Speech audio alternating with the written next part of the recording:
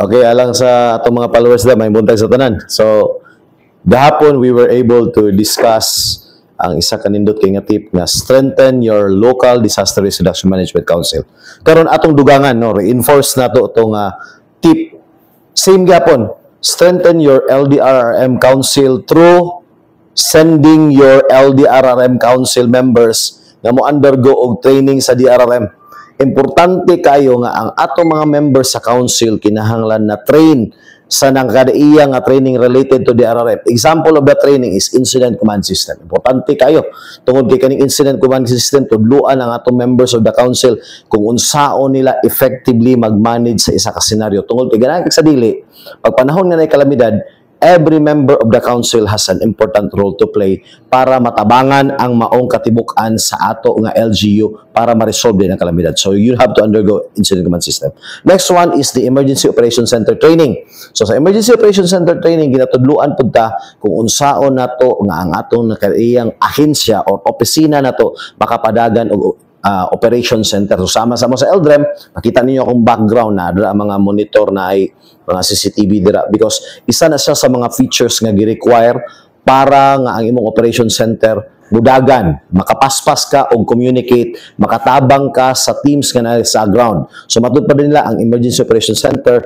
It helps in the coordination, resource management, and also pag-generate og essential nga mga information and data para maka-come up og report and information para ipadala sa nagkadaiyang stakeholders. It could be the public, it could be your council, it could be your decision maker which is your LDRRM council.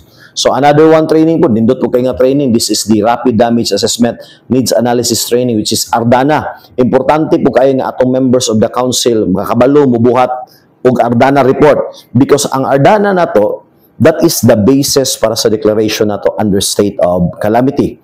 Naapod tayo pidana. So, kanang post-disaster needs analysis. Pag long-term nga mga epekto sa kalamidad, magkinahanglan na siya o ginatawag na to nga pidana reports. Labi na on planning sa pag-rehabilitate sa mga dagko nga damages nga nahitabo sa atong komunidad. Naapod tayo pinaka-basic for those local chief executive ang gina-recommend sa ilahang training. Importante kayo kaning ginatawag na to nga incident command system nga crash course or kanang one-day course nila, no? Nga executive course. No? Tawag nila na executive course.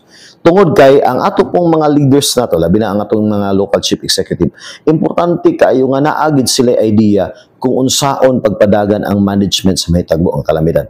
And so on. Tanan, daghan kay mga trainings. Now, naabot ay mga members sa atong council. Like for example, ang atong members sa council is the Bureau of Fire Protection.